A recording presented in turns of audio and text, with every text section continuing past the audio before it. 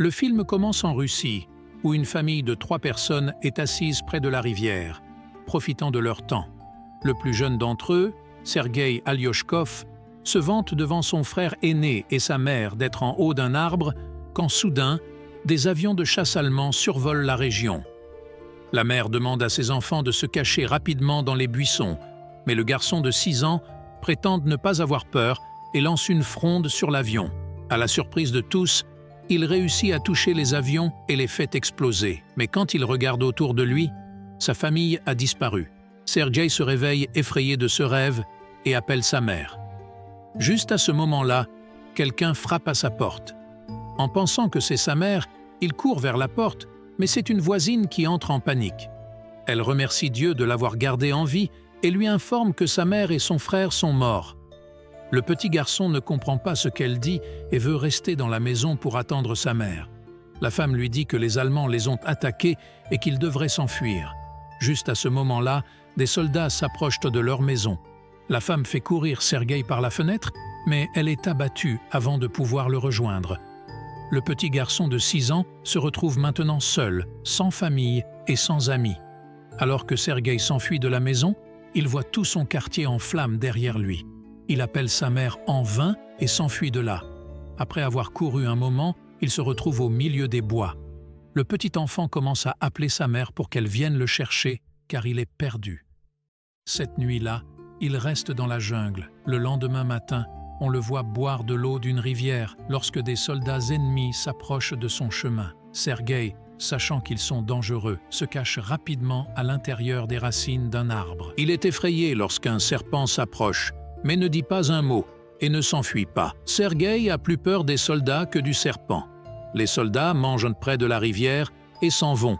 Après quoi, Sergueï prend leur nourriture restante et la dévore pour la nuit. Cependant, à la fin de la journée, le petit garçon est épuisé. Il n'a pas eu de vrai repas depuis 2 jours et marche sans but.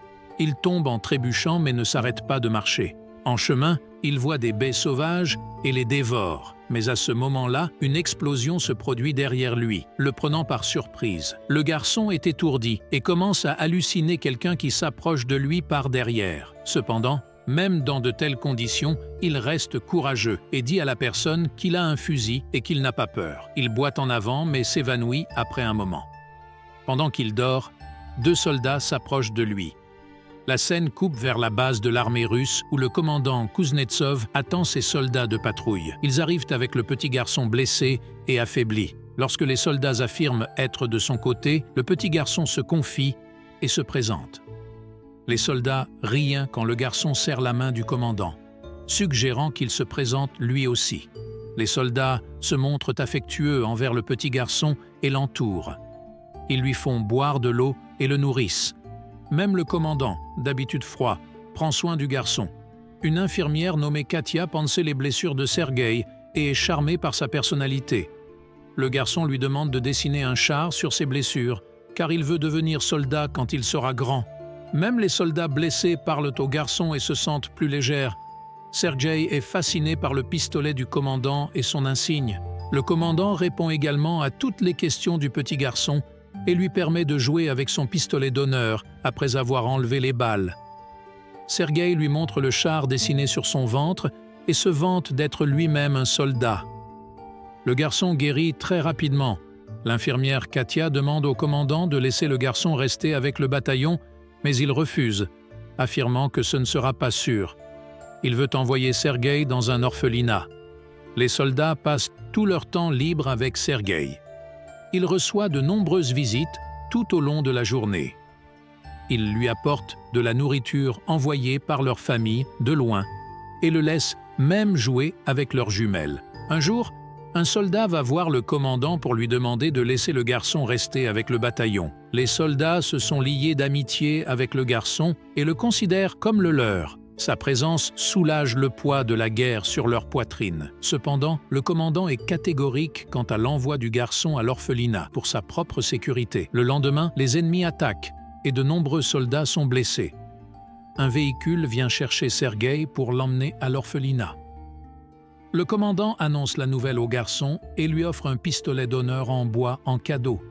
Le garçon, à son tour, le serre dans ses bras, affirmant qu'il a peur pour la sécurité du commandant. Le commandant se fond dans son étreinte et change d'avis. Il demande à Sergueï de rester avec les soldats en tant que son fils. Cette nuit-là, les soldats cherchent des vêtements de petits soldats pour le petit garçon. Ils sont aux anges d'avoir Sergueï avec eux. Le commandant réveille Sergueï et lui donne les vêtements. Il les enfile et court partout, ressemblant à un vrai soldat. Les autres commencent à l'appeler leur petit soldat. Alors que le garçon court, les Allemands lancent une attaque aérienne sur le bataillon. Les soldats emmènent rapidement Sergueï dans un endroit sûr et combattent les autres. Le nombre de soldats blessés augmente rapidement. Sergueï veut se rendre utile, alors il apporte de l'eau aux soldats assoiffés. L'un d'eux lui demande de lire une lettre envoyée par sa famille car il a un bandage sur les yeux. Le petit garçon veut aider, mais ne sait pas lire. Il prend la lettre et commence à inventer ce qui est écrit dessus, affirmant que la vache du soldat est en sécurité chez lui. Quand le soldat dit qu'il n'a pas de vache, les autres lui disent de jouer le jeu et rien. Il lit les lettres de tout le monde de la même manière et les réconforte. Dans la scène suivante, nous voyons Katia et le commandant en train de parler. Les deux semblent attirés l'un par l'autre, mais ne confessent pas leurs sentiments. Plus tard, Sergueï dit au commandant qu'il est le responsable de l'ordre dans le bataillon et commence à se présenter comme tel. Cependant, le garçon voit alors que la station d'un des soldats a été détruite lors de l'attaque. Le commandant lui apprend à enlever son chapeau pour rendre hommage aux soldats morts.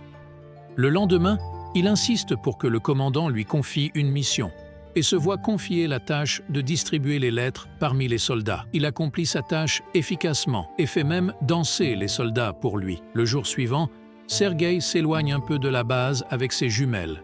Alors qu'il joue avec, il voit une jambe bouger à l'intérieur d'une meule de foin.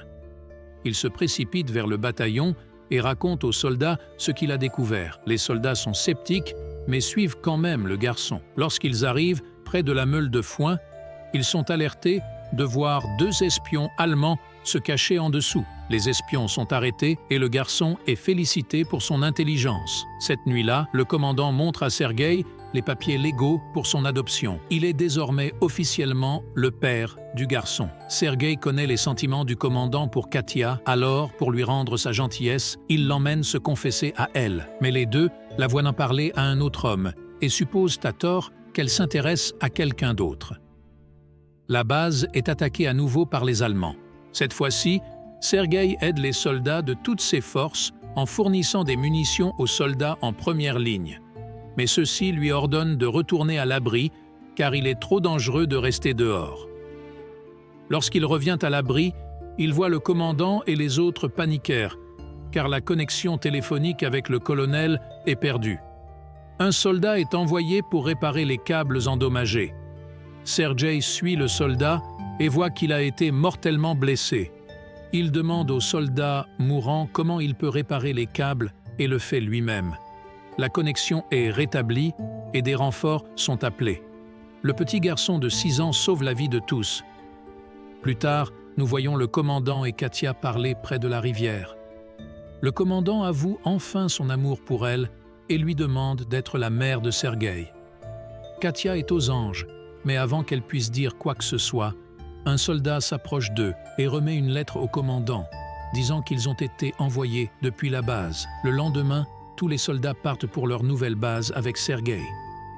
Cependant, en chemin, ils tombent sur un champ de mines qui fait exploser certains de leurs véhicules. Le commandant est blessé tandis que l'ordonnance du groupe, avec qui Sergueï était proche, meurt dans l'explosion. Il pleure et serre le commandant dans ses bras.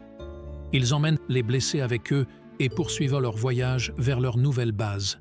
Lorsqu'ils arrivent enfin à l'autre base, ils rencontrent le chef du commandant, le général. Celui-ci est également impressionné par l'ambition du garçon et félicite le commandant d'avoir un enfant aussi intelligent. Le lendemain, leur division reçoit un étendard de garde, tout comme le garçon. Il promet de sauver son pays lorsque le général lui remettra son insigne. Une nuit, leur base est violemment attaquée et le commandant se retrouve piégé sous les décombres. Sergueï pleure son père et essaie de le sauver. Il appelle les autres soldats, qui finissent par sortir le commandant. Le lendemain, Sergueï s'approche d'un commandant blessé Ses mains ont été blessées en essayant de sauver le commandant. L'enfant fait désormais partie intégrante de l'équipe. Il n'a pas de famille à part eux et les suit partout où ils vont pendant la guerre. Le film se termine alors que le régiment est vu en train de se déplacer vers une autre base. Une voix en arrière-plan raconte qu'il a même participé à la bataille de Stalingrad et a atteint la Pologne avec les soldats. Il est actuellement connu comme le plus jeune soldat du monde et l'histoire légendaire de sa bravoure est maintenant répandue dans le monde entier.